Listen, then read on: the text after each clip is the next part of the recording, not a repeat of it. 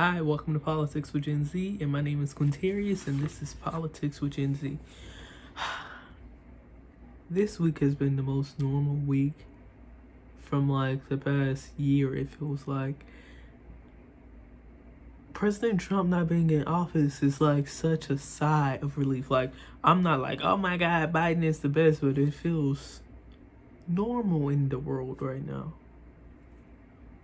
The Republicans are doing what they do, talking about deficit. All of a sudden they care about America being in debt all of a sudden, and the Democrats are trying to save America again like they always do. Good old America. Okay, first thing I want to talk about today is Biden is trying to pass a new stimulus package that's $1.9 trillion. Y'all know the Republicans don't want that. I mean, the stimulus package includes stuff like raise the minimum wage to $15, getting $1,400 checks out, getting money to states and local governments, and it has some other stuff in there, especially like stuff to help distribute the vaccine. And yeah, Republicans don't like it so far. I mean, you know, we got the Mitt Romneys of the Republican Party who's willing to at least negotiate and talk about the package. Some Republicans are just like, no. Flat out no. And as far as the minimum wage go, it's been a big debate online and like everywhere about this minimum wage stuff. Some people are like, that's not okay to give minimum wage, and other people are like, the minimum wage been $7.25 for almost past 10 years now. So the cost of living has went up so much since 2009 when the minimum wage was raised the first time. Some people feel as if small businesses aren't going to survive, and others feel like people need enough money to make a living. So some people feel as if the minimum wage should go up and it shouldn't be a question about it. Others feel like the Republicans, nothing should happen, which is not okay. An overwhelming amount of Americans aren't making enough money to even support themselves, let alone having a family with a minimum wage. Okay, let's say they're not making a minimum wage. Let's say they're making $9. That's still not enough to support the average American. It's just not. So either they can sit here and argue about whether minimum wage should go up, or they can argue about finding another solution, such as UBI, if they can't do anything. UBI is Universal Basic Income, which is basically giving a check to a family every month to help them with bills while they're working. That's a good way to put it. Yeah. And speaking about the Republican Party, right now I'm just like really, I can't even find the words to describe how I feel about the Republican Party. These are not hateful words. These are words to describe how lost I am at what type of party this is going to be within like 10 years from now. Because this party has went from helping freed slaves to supporting people who, I'm gonna just put it frank, supporting people who wouldn't mind people being slaves, like white supremacists. Like, and now they're trying to put out this new, because you know every couple of years they put out a new thing that Democrats are trying to take away from people. Now it's their First Amendment right, freedom of speech, whatever. They're saying they're being censored on every network that they're able to come on to talk to. Every network that they go on, they're being censored, but they're talking to tens of million of people about what they're being censored about. So if that's being censored, I want to be censored too, because I only get like 18 views on these YouTube videos and I still make them. So yeah, they're being censored, as they like to say. Sure. And also the Republican Party. It's like, first of all, they got QAnon members in the Congress, and the majority of the Republican Party believes the QAnon conspiracy theory, which is frankly that people that work in the government, including Mike Pence, including Nancy Pelosi, Joe Biden, Chuck Schumer, they're all killing babies and drinking their blood. That's the conspiracy theory that a lot of Republicans believe at this point, and that the election was stolen. With no evidence, they believe the election was stolen. At this point, I am basically at the point where I don't care if they believe the election is stolen at this point, because Joe Biden is the president of the United States. Kamala Harris is the vice president of the United States. Yeah, so I don't really care anymore if they think the election was stolen. At first, I cared because I really thought it was important for American people to trust the election system and the election integrity. I can't even say the word, but y'all know what I'm trying to say. Integrity. Yeah, there you go. Yeah, but I don't really care if they want to continue to believe lies when evidence was presented. Well, not even evidence. It's no evidence that the election was stolen. I'm trying to say, if they want to be complicit in their thinking, either the Department of Justice and the Attorney General and the GBI told them that there was no election fraud, have at it. I don't really care anymore, and neither should you.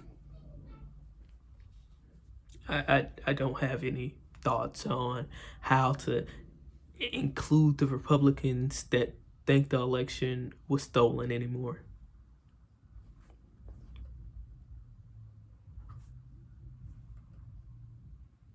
I'm gonna just say what they told us Democrats, in 2016 when Hillary Clinton lost. If you don't like it here, you can leave. I got told that repeatedly. So, and my thing is this: in 2016, when Hillary Clinton lost, I'm not speaking for any other person. I'm speaking about me. I personally told people Donald J. Trump is the president, and that's the end of the story.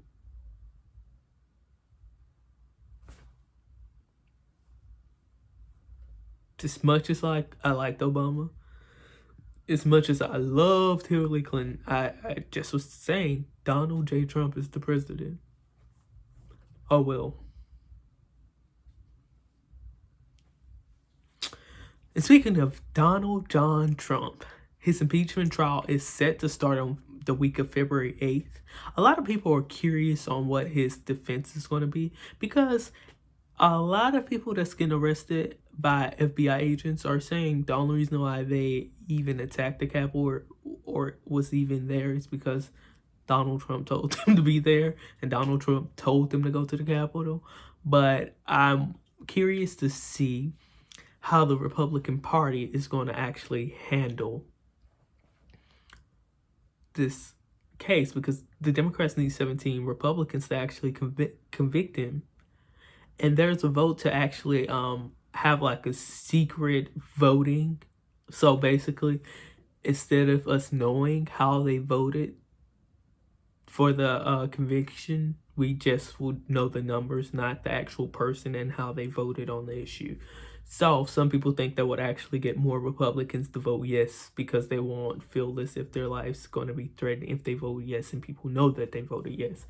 I think it's a get out of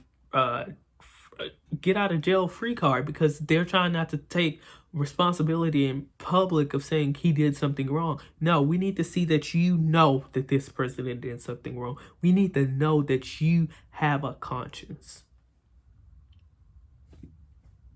Because apparently the Republicans in Congress are just, I feel like sometimes I sit back and look at the Congress members and the Senate members.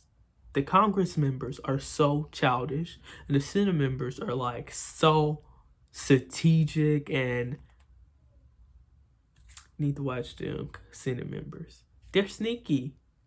Congress members are like, I hate to say it, but some of them are stupid. Like Madison Cawthorn, he's a special case.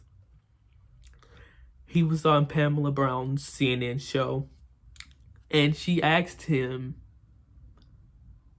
why is he concerned about Arizona and Wisconsin's election integrity when North Carolina's had almost 8 conviction of election fraud, because he's the congressman of North Carolina, and he said that his state is secure, but Wisconsin's not. He doesn't even live in Wisconsin. He's not even a part of Wisconsin state legislative or anything. He tried to explain it, but it didn't make sense, because she kept asking him where's the fraud, and he didn't know how to answer the question. And he kept saying what they did was against the Constitution.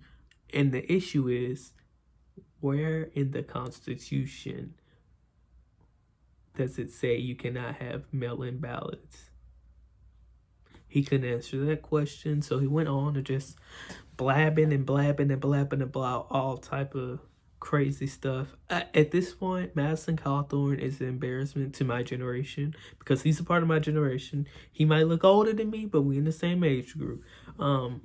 Yeah, he's just very dingy. Like, he just says whatever he thinks gonna. I don't even know if this is about votes at this point, because he's just talking at this point, and nobody knows what the hell he's talking about exactly. But he just be talking. And if Donald Trump come tell him to say something, he'll say it. If the older Republicans tell him come say something, he'll say that. Then people be like, why you say this? Then he'll say something else. Yeah, he's very confused. He doesn't have a backbone. Yeah. That's good old Madison Cawthorn. Probably not even saying his name right, but his name is Madison. Yes, that's him. The same person that, I'm not even going to get into his history, but let me just say this. Google Madison Cawthorn and have fun with that. And the Senate is controlled by Democrats now. And this is something that I really want to go into detail about. A lot of people don't understand how the Senate works. So if the Democrats have control, they have to. Well, Mitch McConnell, if they're trying to pass something that's like too progressive for him, he can say, "Hey, we want the filibuster," and the filibuster is basically this. So when they're voting on something in the Senate, they would need all of the Democrats' votes plus 10 Republican votes. Yeah. So Chuck Schumer has the authority now to call the council to filibuster. They counsel to filibuster when they're picking Supreme Court nominees. Supreme Court justices. They canceled it. So yeah, they don't have that for the justices, but the Republicans want to keep it. Mitch McConnell is asking Chuck Schumer to not, and put it in writing, not to cancel the filibuster. Chuck Schumer said that's not going to happen, which I think he should not put it in writing that he won't do that, because Mitch McConnell literally, while Obama was president, that was literally every moment Mitch McConnell got, he literally used the filibuster. And by the way, the filibuster is dated back to Jim Crow. It was brought into existence basically to help southern states not let northern states pass any type of legislation to help black people. So you see what the Republican Party said. And also, they do have this other thing called reconciliation, which is basically they can pass legislation with the 51 majority votes. But at this point, I'm just calling for them to cancel the filibuster. I think they could get so much more done. And plus, if they keep the filibuster, it's going to delay anything. Because at that point, Biden would have to go back to the black community and explain to them why he hasn't passed anything. Oh, we need 10 more senators, and then y'all can get what y'all want. And in actuality, he can just tell old Chucky, let's cancel the filibuster. But instead, Biden's against the filibuster being canceled for what I don't know. Don't turn into Jim Crow Joe. Yeah, I told y'all I criticize everybody. I don't care if they're part of my party. Oh, another person I need to criticize in my party.